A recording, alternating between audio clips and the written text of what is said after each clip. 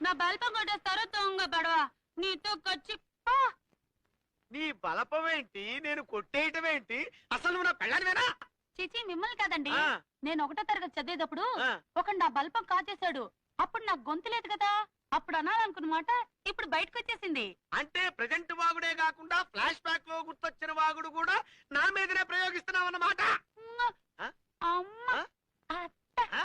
లాలి ఆ? కప్పుతోరా ఆ? కప్పుతో. ఓహో, ఈ ఏజ్ నుంచి ఈ ఏజ్కి వెళ్ళిపోయావు అన్నమాట. ఓసాయి లిల్లీ, ఆ. ఉప్పులకు పాడుకుందావా?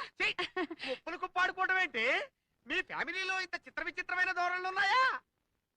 గోపి, నిన్ను గాఢంగా ప్రేమిస్తున్నాను. గోపియా?